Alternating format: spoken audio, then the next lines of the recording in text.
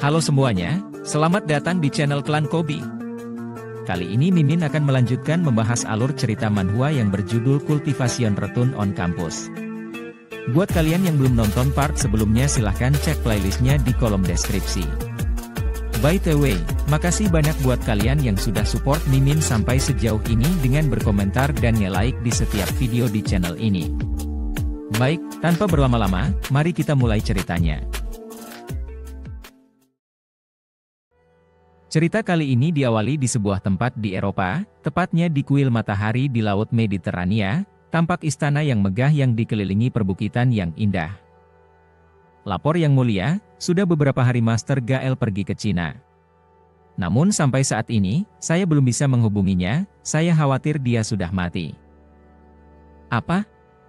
Gael mati? Cina, mereka benar-benar tak terduga. Sejak aku terluka karena Chen Shantian, aku belum pergi ke sana lagi selama 20 tahun. Benar, meskipun Cina maju secara ekonomi, namun itu tidak selaras untuk seniman bela diri. Selama beberapa dekade ini hanya Chen Shantian yang terkuat. Yang mulia, saya sekarang Grandmaster setengah langkah, lebih kuat dari Gael. Izinkan saya ke Cina untuk menyelidiki apa yang sebenarnya terjadi di sana. Kau? Baiklah. Kalau begitu kau pergilah untuk menyelidiki, dan aku sarankan kau perhatikan baik-baik bagaimana kondisi dunia bawah di sana. Baik Yang Mulia, 86, siap laksanakan. Jadi ini tempat di mana Gael menghilang. Gael benar-benar idiot karena bisa mati di tempat sampah seperti ini. Yang Mulia, kami telah memeriksanya, Master Gael berkonflik dengan seorang guru dari SMA 3 Jiujiang. Tapi kami tidak tahu apa yang terjadi setelah itu. Oh, kalau begitu mulailah dengan muridnya, kau culik muridnya dan secara alami dia pasti akan muncul.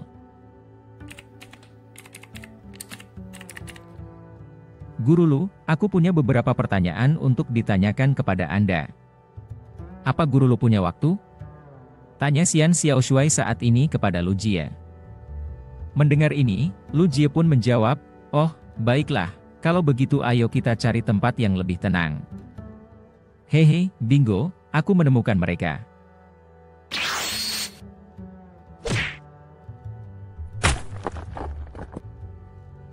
Guru Lu, ada apa? Sepertinya barusan ada orang. Tanya Xian Xiaoshuai penasaran. Hehe, tidak ada apa-apa, mungkin hanya halusinasimu saja, ayo lanjutkan. Lapor Yang Mulia, guru perempuan itu sepertinya adalah warrior puncak, dan saya bukan lawannya. Cih, dasar tidak berguna, kalau begitu ganti target, Aheng, kali ini kamu yang pergi, pastikan untuk menangkapnya.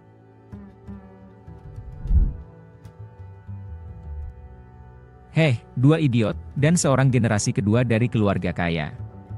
Begitu mereka mendekat, aku akan menangkap si idiot di sebelah kiri. Apa? Lagi? Sebelumnya ada seorang guru warrior puncak, dan kali ini dua idiot master seni bela diri. Jangan bilang ini hanya kebetulan. Ucap Alan sedikit terkejut. Yang Mulia, pastinya ini hanyalah kebetulan, mari kita coba lagi.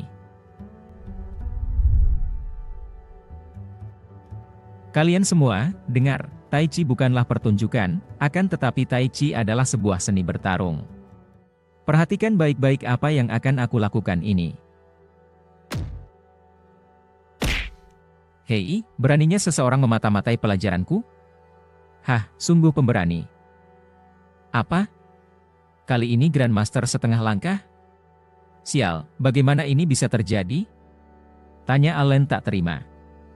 Lapor Yang Mulia, kami telah menemukan target kita. Seingatku ada restoran yang bagus di sini, dan aku mendengar kalau di sini biasanya ramai, tapi kenapa tampak sepi sekarang? Hei, Guru Chu, ini bukanlah terlihat sepi, tapi melainkan terlalu hidup, contohnya seperti di sebelah kita. Hehe, seorang pengemudi paruh baya, dan target bermarga Chu. Sepertinya kedua orang ini tidak punya fluktuasi aura, jadi seharusnya mereka hanya orang biasa. Guru Chu, totalnya 6 orang, Grandmaster setengah langkah, seorang jenderal seni bela diri, dan semuanya orang asing. dan kemungkinan mereka berasal dari Eropa. Ah, bagaimana ini mungkin? Kecepatanku sangat cepat sampai-sampai jenderal seni bela diri biasa tidak akan bisa melihatku. Bagaimana dia bisa menangkapku? Hei, teman asing, apa ada yang bisa aku lakukan untuk membantumu? Tanya Hou Jue kepada Alan meringis. Mendengar ini, Alan pun jadi panik, dan ia berpikir satu-satunya yang bisa menghentikannya adalah Grandmaster, jadi apakah orang ini? Ah, Grandmaster. Tentu saja, dia pastinya seorang Grandmaster. Kalau begitu, sekarang, satu-satunya cara untuk keluar dari sini adalah menangkap guru biasa ini dan menggunakannya.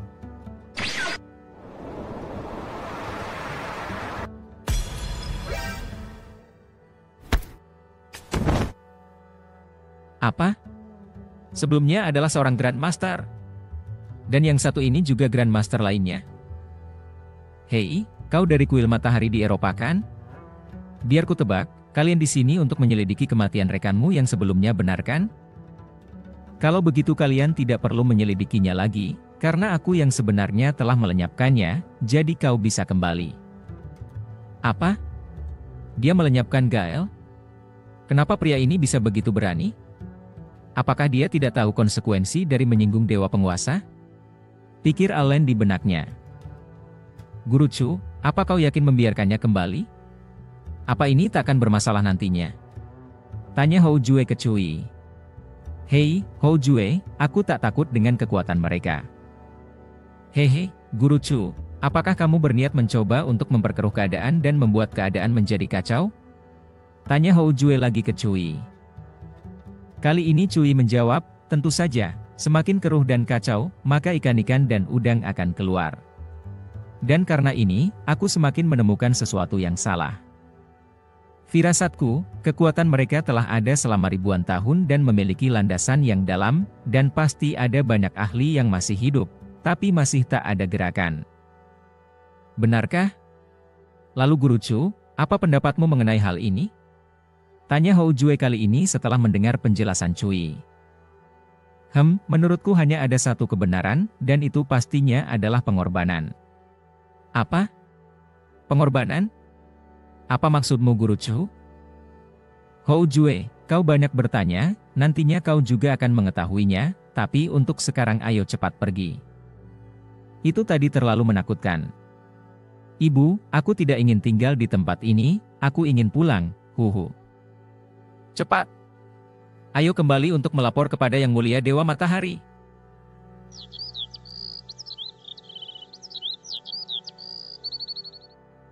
Maksud kalian bertemu para monster yang kalian kira cupu tapi ternyata suhu?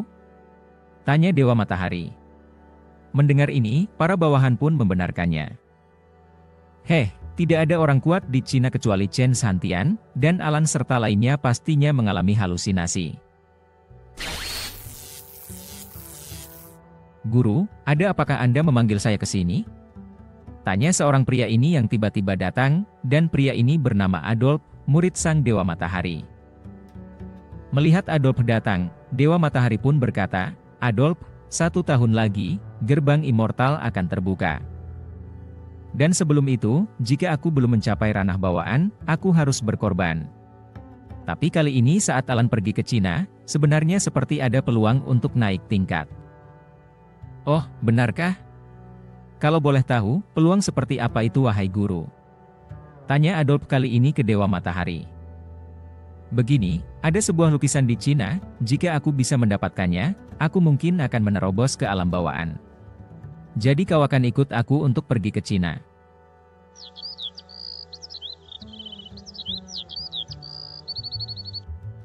Guru Chu, ibu kota sedang dalam keadaan gempar. Kenapa kamu masih begitu tenang di sini? Tanya Sanshang saat ini ke Cui penasaran. Mendengar ini, sembari menyeruput secangkir teh, Cui merespon, tenanglah, bikin heboh saja. Tak heran, lukisan itu sampai ke tangan keluarga Tang. Tapi Guru Chu, bagaimana kamu tahu?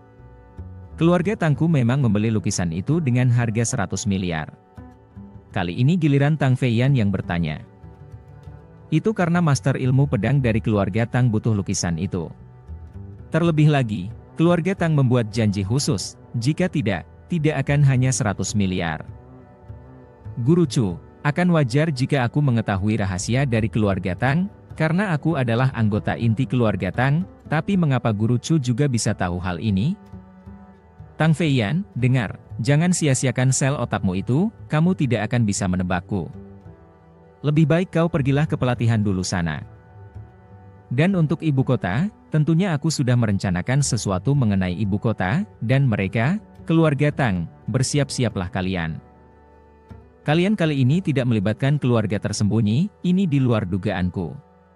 Tapi aku tidak perlu terburu-buru, ayo cari tahu hal lain dulu.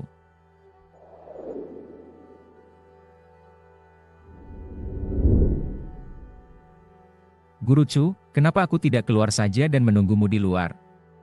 Kau tahu, dua pria besar berbelanja di toko pakaian dalam, ini sangat memalukan. Oh, Hou Jue, lihat, tidakkah menurutmu ada yang istimewa di sini?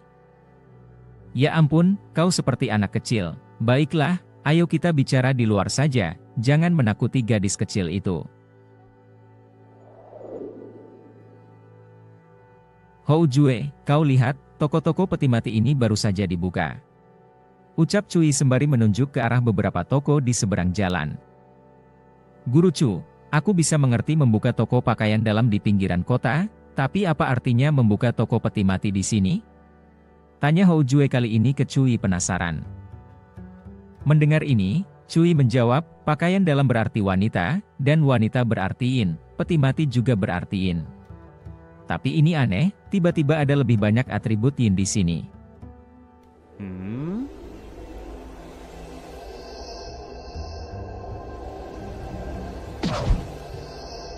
Oh, ini? Guru Chu, ada apa? Apa yang terjadi? Tanya Hou Jue tiba-tiba terkejut melihat sikap Cui. Cui pun saat ini hanya berkata, ini adalah hal yang sama seperti yang terjadi terakhir kali di Pulau Qiaomu sebelumnya. Hou Jue, ayo segera ke sana dan cari tahu. Ini sepertinya seseorang menggunakan teknik Taishuan Daoyun untuk mencuri keberuntungan di sini. Coba perhatikan baik-baik, toko pakaian dalam, toko peti mati, dan jalan yang baru saja digali. Sepengetahuanku, hal-hal seperti ini dapat menyalurkan Qi di sini dengan lebih baik. Lalu Guru Chu, mungkinkah ini perbuatan Grandmaster lain? Tanya Hou Jue kali ini. Heh, Grandmaster? Kau terlalu memandang tinggi mereka. Hal-hal di sini pastinya tidak ada orang lain yang bisa melakukan ini kecuali ahli di ranah bawaan. Apa? Ranah bawaan? Tapi tunggu, bagaimana mungkin teknik Taishuan Daoyun ini bisa ditemukan di bumi?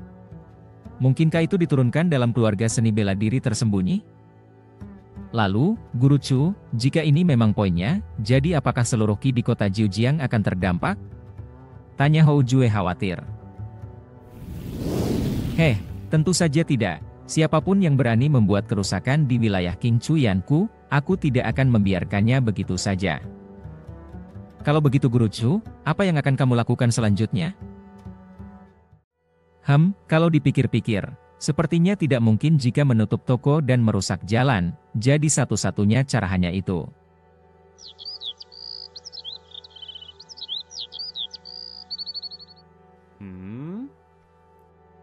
Guru Chu, apakah kamu sudah melihat berita terbaru? Tanya Xian Xiaoshuai tiba-tiba kali ini sesaat ia melihat Cui datang. Mendengar pertanyaan Xian Xiaoshuai ini, Cui pun tampak gugup, dan bukannya menjawab, melainkan balik bertanya, berita apa emangnya? Itu Guru Chu, latihan militer. Tapi masalahnya saat ini kan lagi musim dingin, jadi apa yang sebenarnya dipikirkan pihak sekolah? Apakah mereka masih waras?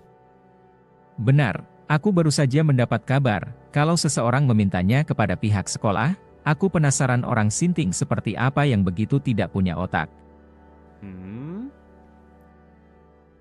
Ini? Kenapa punggung si anjing ini terlihat familiar? Jangan-jangan. Guru Chu, jelaskan apa maksudnya ini? Kamu sungguh semena-mena kepada kami, Hei, kenapa kalian bersikap seperti itu? Aku justru melakukan semua ini untuk kebaikan kalian juga, jadi seharusnya kalian berterima kasih kepadaku kan?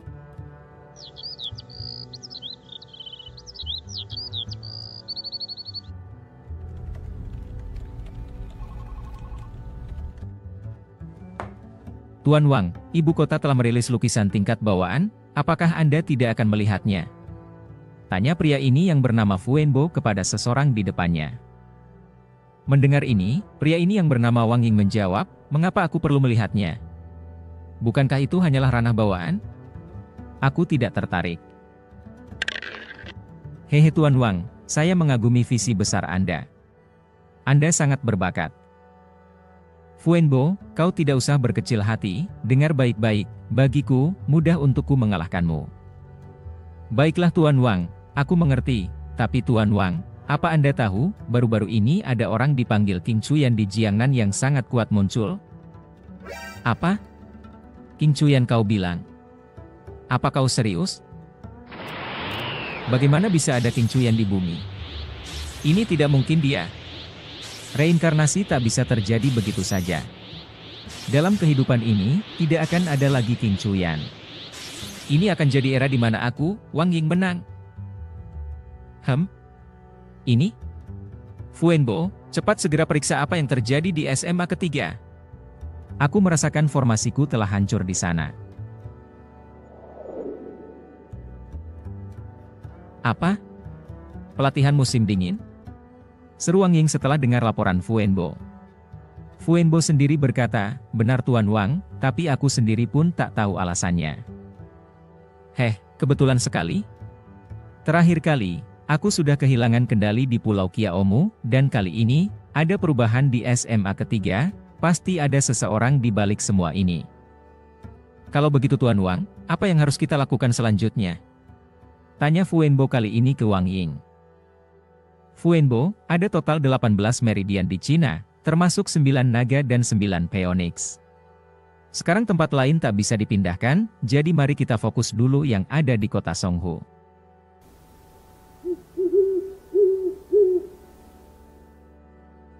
Ayah ada apa? Xiaoyi, dengarkan ayah, keluarga Tang mengirim seseorang ke sini. Keluarga Tang? Apa yang akan mereka lakukan? Tanya Cui ke Chu Shanhe. Mendengar ini, Chu Shanhe ditelepon menjawab, keluarga Tang sudah mengatur pernikahan untukmu dan memintamu kembali ke ibu kota untuk menikah. Apa? Pernikahan? Mereka sudah mengabaikan kita selama lebih 1 dekade, dan sekarang mereka ingin mengganggu pernikahanku? Sungguh terlalu. Baiklah ayah, aku akan mengurus masalah ini, kau tidak usah khawatir, serahkan semuanya padaku.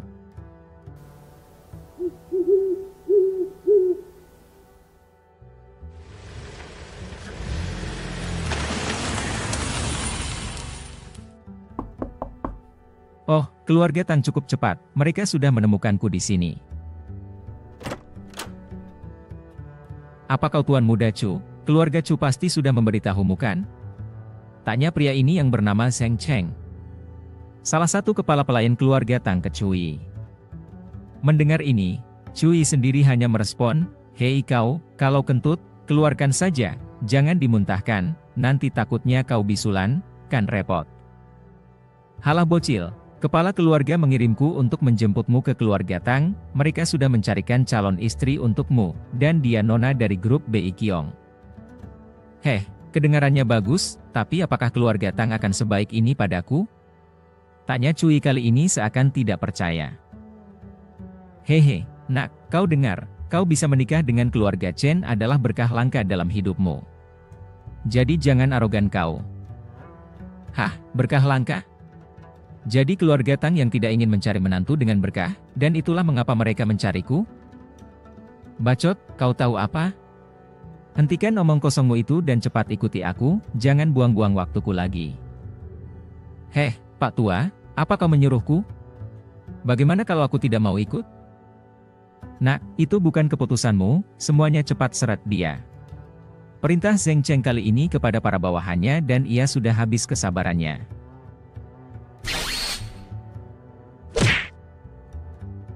Apa? Kau seorang seniman bela diri? Tidak heran kau punya sikap sombong seperti itu. Tapi asal kau tahu, keluarga Tang tidak kekurangan seniman bela diri. Halah omon-omon, Pak Tua, kau itu cuma budak rendahan, beraninya kau melawanku? Sudah bosan hidup kau?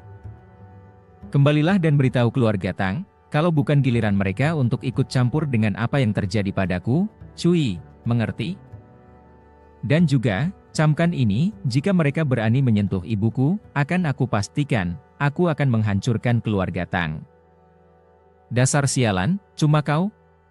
Apa kau gila, nah? Beraninya kau mengatakan hal seperti itu kepada keluarga Tang? Kau mau cari mati? Heh, keluarga Tang. Bagiku mereka hanyalah sekelompok semut yang tak berarti.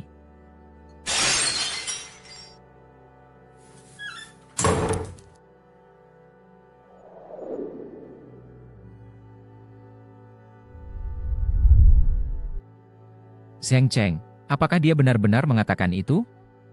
Tanya pria tua ini bernama Tang Wei ke Zheng Cheng.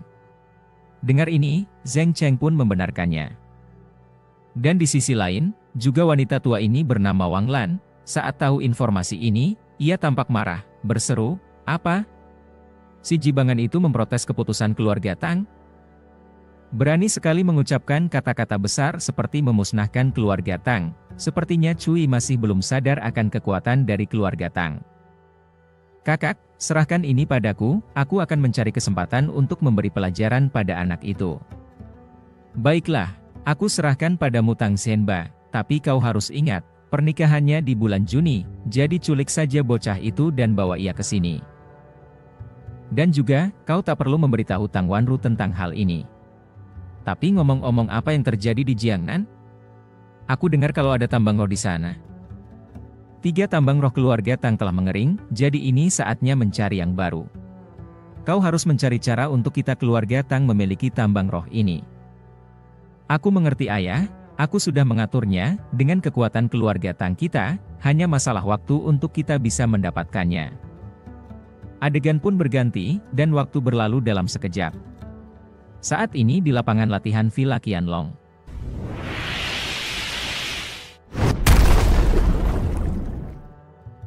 Hehe, akhirnya aku berhasil mencapai ranah Martial Grandmaster. Heh, kau masih terlalu lambat, aku saja sudah tahap Grandmaster setengah bulan yang lalu. Dan sebagian dari kita sudah memasuki tahap Martial Grandmaster. Kau memang benar, aku yakin kita akan memenangkan ujian di bulan Juni ini. Tapi sekali lagi aku merasa bakatku telah mendapat tamparan serius. Coba lihat kedua orang ini, mereka hanya bersantai, tapi kekuatan mereka sudah jauh melebihi kita. Ini tidak adil.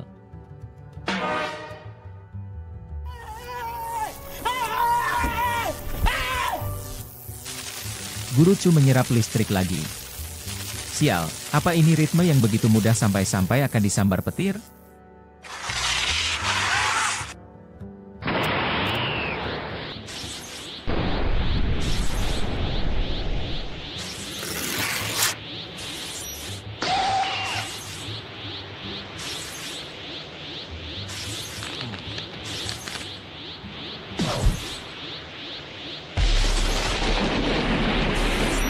Apa? Master langkah kedua. Guru Chu terlalu hebat.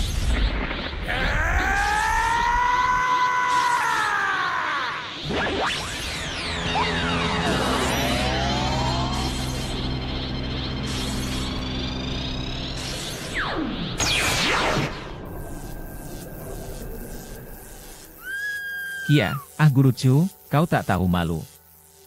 Hehe, kan sudah kubilang, meski aku tampan, kalian tak usah malu-malu.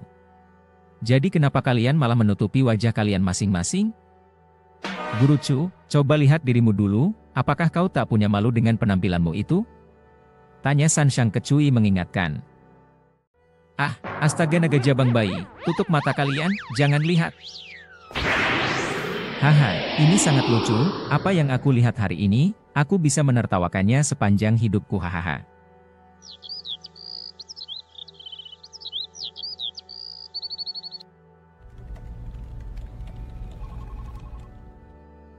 Xier, apa kau tahu, ayahku sebenarnya tidak meminta pendapatku untuk menikahkanku, aku sangat kesal.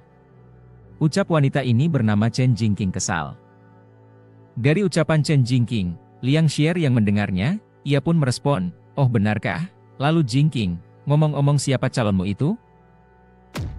Dia adalah putra Tang Wanru dari keluarga Tang di ibu kota dengan pria lain saat itu. Keluarga Tang? Jadi begitu ya, kalau begitu ayahmu mungkin sedang mencoba untuk mendapatkan dukungan dari kekuatan super seperti keluarga Tang. Xier. Tentunya aku juga mengerti semua yang kamu katakan, tapi sebenarnya aku sudah memiliki seseorang yang aku suka. Oh, biar ku tebak, apakah itu putra direktur rumah sakit pertama di ibu kota Lilinhao, benar kan? Yang ku tahu dia sangat baik, tapi lagi pula, dia bukan keluarga Tang. Aku tahu itu, tapi emangnya apa yang bisa aku lakukan? Ucap Chen Jingqing lemah, dan ia sangat enggan dengan perjodohan ini. Jingqing, dengar. Aku pikir paman memperlakukanmu dengan baik, dan dia pasti tidak ingin kamu menderita, jadi dia akan mencarikanmu suami yang baik kan? Cih, apa gunanya bersikap baik dengan mengorbankan pernikahanku? Sekarang aku akan menikah pada akhir Mei, dan Lilinhao masih menanti jawabanku. Ini sangat menyebalkan. Saudari Jingqing, dia kutanya, jika orang yang akan kamu nikahi adalah Tang Qifeng, kamu akan sangat bersedia, bukan? Dan sejatinya kamu tidak tulus mencintai Lilinhao kan? Itu tidak sama, bagaimanapun aku pasti tidak akan menikah dengannya titik.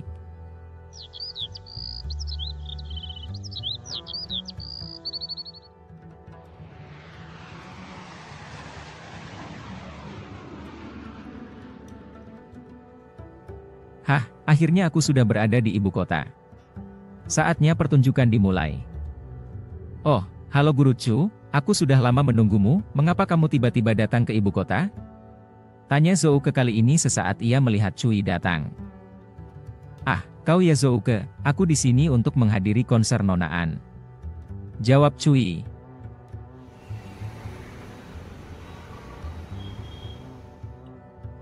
Hehe, Zouke, siapa yang mau kau kenalkan padaku? Kau menelponku pagi-pagi hanya untuk membangunkanku? Tanya pria ini bernama Wang Qin ke Zouke. Wang Qin benar, emangnya anak dari keluarga atas yang mana? Sampai-sampai kamu membuat kami menunggu begitu lama di sini. Ah semuanya, maafkan aku karena telah membuat kalian menunggu, perkenalkan, ini temanku, namanya Cui. Hei, dia tidak terlihat seperti anak dari keluarga kaya. Dari mana bocah miskin ini berasal? Bisik pria ini bernama Zheng Weiki kepada temannya di samping. Seolah tahu apa yang dipikirkan semuanya, Cui pun kali ini berkata, "Halo semuanya, aku Cui, aku adalah seorang guru sastra sekolah menengah dari Provinsi Jiangnan." Apa? Guru sastra? Jadi kau hanyalah orang biasa? Ah sudahlah. Benar, oh iya, dan juga sepertinya aku punya identitas yang lain, yaitu tuan muda dari keluarga Chu di kota Qinhua. Halah, ternyata cuma keluarga Chu di kota Qinhua. Itu hanya keluarga rendahan, sungguh sial. Aku menyia-nyiakan di pagi hari hanya menunggu ini, payah sekali. Zouke, ini semua salahmu. Jika kau berteman dengan sampah, jangan buat kami menderita bersamamu, paham kau? Benar, kukira orang besar yang mana, tapi hasilnya begini? Nyesel aku kalau begini jadinya. Aduh, si anjing-anjing ini, Tuan Chu adalah seorang master. Apakah orang-orang ini ingin mati? Seharusnya aku tidak menghubungi mereka, sekelompok idiot. Baiklah, baiklah semuanya, mari kita hentikan omong kosong ini, kita adalah tamu di sini, jadi ayo makan dulu.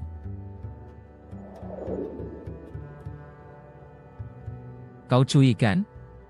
Dengar, aku bisa membantumu jika kau mau, bagaimana? Tanya Zheng Weiki kali ini ke Cui. Hei Weiki, jaga baik-baik ucapanmu itu. Hehehe baiklah, maka aku akan dengan senang hati menerimanya, dan aku akan terlebih dahulu berterima kasih padamu. Cih, dasar pengecut, benar saja, sungguh orang yang membosankan. Tuan Chu, maafkan aku tidak menyangka hal ini akan terjadi, jadi tolong jangan marah. Hehe, baiklah, tapi Zouke, aku justru akan senang melihat semua ini, dan bagiku, ini semua hanyalah masalah kecil, jadi santai saja. Kalau begitu Saudara Chu, ngomong-ngomong, aku ingin tahu, apa kamu punya hobi tertentu saat ini? Hei, jika dipikir-pikir, aku sepertinya tidak punya banyak hobi, selain hanya melukis dan kaligrafi, itu saja. Haha, melukis? Aku kenal seorang master yang lukisannya bernilai 5 juta. Tuan Chu, aku sarankan kau tinggallah di ibu kota dan mencari beberapa relasi untuk keluarga Chu. Heh, 5 juta bukan apa-apa bagi Tuan Chu. Untungnya aku tidak punya persahabatan yang mendalam dengan orang-orang ini. Jika tidak, aku akan sengsara sampai mati. Ah, kalian semua mungkin tidak tahu ini, tapi aku datang ke ibu kota sebenarnya bukan untuk menjalin hubungan, tapi untuk menikah. Ucap Cui kali ini. Apa? Menikah? Yang ku tahu, kecuali Chen Jingqing di lingkaran Beijing, aku belum pernah mendengar akan ada yang menikah. Hehe, jika yang kau maksud benar Chen Jingqing dari grup BI Qiong, maka pengantinku seharusnya memang dia. Apa? Itu mustahil. Setahuku tunangan Chen Jingqing adalah keturunan dari keluarga Tang, bagaimana mungkin itu kau? Kau pasti bohong. Heh, bohong kau bilang. Biar ku beritahu kau, tunangannya bukanlah bermarga Tang, melainkan aku, yaitu putra Tang Wanru. Apa kalian terkejut? Oh, jadi kau Yejibangan yang berani mencuri pacar saudara Hauku? Cepat keluarlah dari ibu kota, atau aku tidak akan segan-segan melenyapkanmu. Apakah kau mau mengusirku? Ya, bagaimana jika aku tidak mau? Ucap Cui santai dan ia tidak takut akan ancaman Zheng Weiki. Mendengar ini, Zheng Weiki pun tampak marah, dan sembari beranjak pergi, berkata, "GRRR, baiklah kalau itu maumu, maka bersiaplah kau untuk lenyap. Dan kau Zouke, masalah ini belum selesai, dan aku akan mengingat ini, jadi tunggu saja kau." Hadeh, sungguh sial menghadapi hal semacam ini di pagi hari. Ayo pergi, tidak ada yang bagus untuk ditonton di sini. Saudara Chu, dia bernama Zheng Weiki, untuk menyenangkan Lilin Hao, mungkin ia akan menargetkanmu. Jadi, aku sarankan kamu untuk segera pergi dari ibu kota. Oh saudara Wang, kau tidak perlu khawatir tentangku, tapi jika kulihat-lihat, kamu pasti sangat sial akhir-akhir ini kan? Heh, emangnya kenapa? Aku memang tidak beruntung hari ini, tapi bukan berarti tidak seberuntung itu, jadi kau jangan mengutukku. Bukan seperti itu maksudku, saudara Wang, tapi begini, jika aku benar, kuramal kau akan mengalami pertumpahan darah hari ini. Hah, apa kau bilang?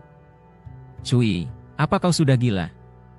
Hanya untuk bisa mencoba menaiki tangga kekuasaan, kau justru malah menyumpahiku? Teman macam apa kau? Hadeh, baiklah jika kau tak percaya, tapi itu saja untuk hari ini, aku akan istirahat, anggap saja kau tidak mendengar apa yang kukatakan barusan. Oh iya, satu hal lagi, saat kau kembali, aku sarankan kau menjauhlah dari mobil warna merah, atau kau akan celaka. Bangsat kau, berani-beraninya kau masih menyumpahiku? Kau sungguh sakit. Aku marah nih sampai rambutku copot, anjay. Cih, Zouke, sebagai temanmu, aku sarankan kau menjauhlah dari orang itu, atau kau akan mendapat masalah. Aku pergi dulu, jaga dirimu. Aneh, sebelumnya Zouke terlihat sangat menghormati Cui itu, apa mungkin otaknya sudah geser? Gumam Wang Qin saat ini sembari ia menyetir mobil. Apa? Itu, bukankah itu mobil merah?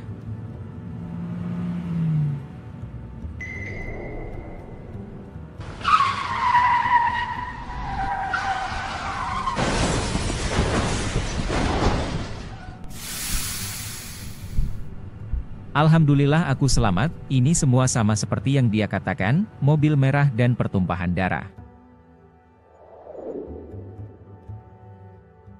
Oh tidak, aku tidak menyangka kalau Tuan Chu adalah anggota keluarga Tang.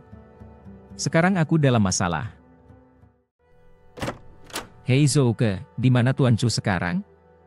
Kali ini tiba-tiba Wang Qin masuk dan langsung menanyakan keberadaan Cui kepada Zouke.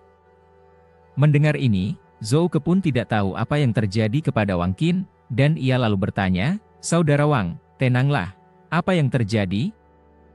Hahaha, Zouke, dengar. Aku tadi mengalami kecelakaan mobil. Apa? Kecelakaan mobil? Dasar bodoh, kenapa kau justru terlihat bahagia setelah mengalami kecelakaan mobil? Tidak, itu bukan maksudku itu sama persis dengan yang dikatakan Tuan Chu tentang mobil merah, dan semua itu benar-benar terjadi kepadaku barusan. Haha, benar kan? Apa yang ku bilang, Tuan Chu memang dewa. Jadi ada hal seperti itu? Baiklah saudaraku. Katakan yang sebenarnya, apakah Tuan Chu ini memiliki identitas lain? Tanya Wang Qin kali ini ke Zhouke. Mendengar ini, Zhouke pun menjawab, aku tidak bisa memberitahumu begitu saja, tapi yang ku tahu, di ibu kota ini, tidak ada yang dia takuti, bahkan keluarga Tang sekalipun. Oh tidak, Zhouke, apakah dia sebegitu mengerikannya? Baiklah, tak usah khawatir, biar ku beritahu, Tuan Chu tinggal di hotel ini, aku akan membawamu untuk meminta maaf padanya.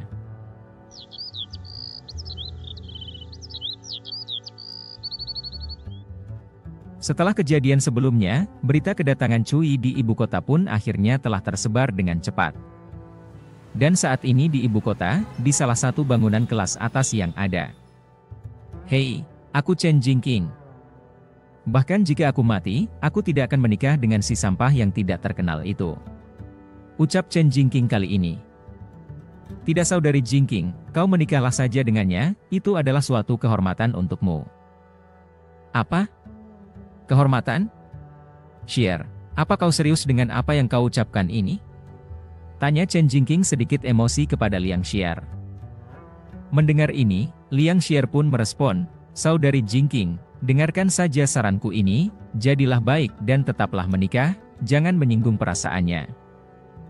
Xier, bagaimana bisa kamu mengatakan itu? Pokoknya aku tidak akan pernah menikah dengan pria dari kelas rendahan seperti dia.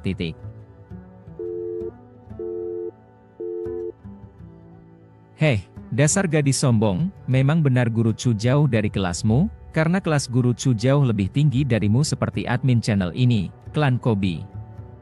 Hehe, semuanya menjadi menarik, aku harus menghubungi orang itu. Pastinya ini akan jauh lebih menarik.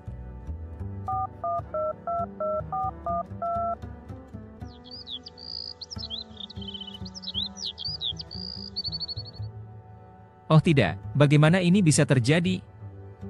Bisa-bisanya Chen Xiao terlalu bersemangat mempercayakan Jingqing untuk menikahi Cui itu. Keluh pria ini bernama Li Lin Hao yang tampak kesal.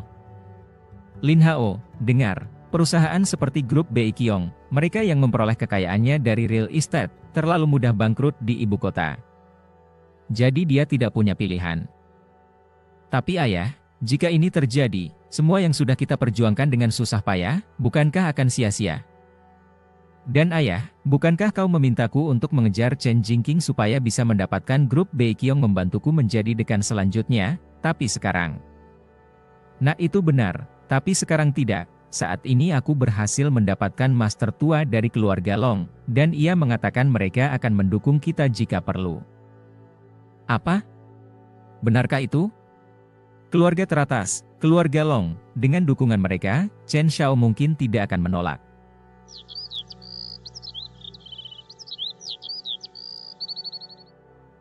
Hadeh, benar-benar merepotkan, tindakan Cui ini justru membuat kita terjerumus ke dalam situasi pasif. Apakah ini disengaja atau tidak disengaja? Heh, dia hanya ingin mengacaukan pernikahan ini, sungguh anak sialan dianya. Baiklah, pilih waktu untuk membawanya ke keluarga Tang, kalau perlu seret dia, agar dia tahu, seberapa kuat keluarga Tang kita.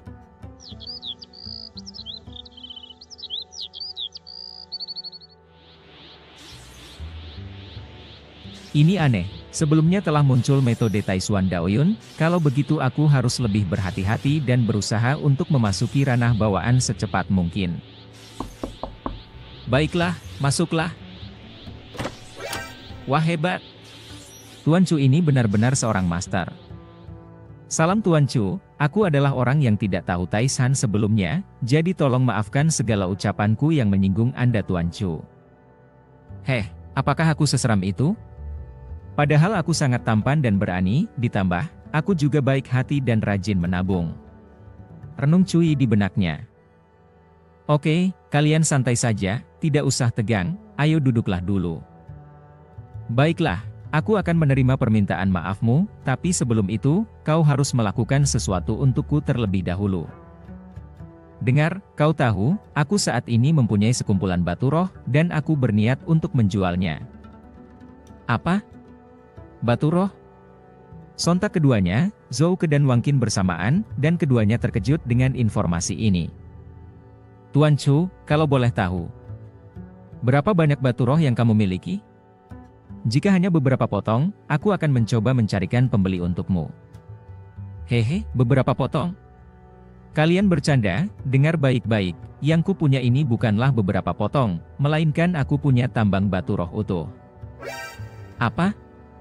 Anda memiliki tambang batu roh utuh? Tuan Chu, tapi ngomong-ngomong, tambang batu roh yang Anda miliki ini seberapakah besar? Tanya Wang Qin kali ini kepada Cui. Mendengar ini, Cui pun menjawab, "Yah, kalau dipikir-pikir, itu 10 kali lebih besar dari yang ada di Amerika Utara, dan kualitasnya lebih baik." Apa? 10 kali lebih besar? Ini memang lebih baik dari yang ada di Amerika Utara. Tapi Tuan Chu, apakah kau tidak merasa takut akan hal ini? Hehe, takut? Asal kau tahu saja, di bumi ini, tidak ada yang bisa merebut tambang spiritual dariku, bahkan sepotong pun tidak. Kalau begitu Tuan Chu, apakah kamu benar-benar yakin ingin memberikannya kepada kami? Tentu saja yakin, aku lihat kau punya hati yang baik, dan keluargamu punya koneksi di dunia bawah, jadi aku merasa lega mempercayakannya kepadamu. Baiklah Tuan Chu, kami bersedia, jadi apa yang bisa kami lakukan untukmu? Kami bersedia melakukan apapun yang kamu perintahkan. Pilihan yang bagus, pertama-tama, ambillah beberapa potong batu roh, lalu gunakanlah metode lelang untuk menarik perhatian keluarga Tang.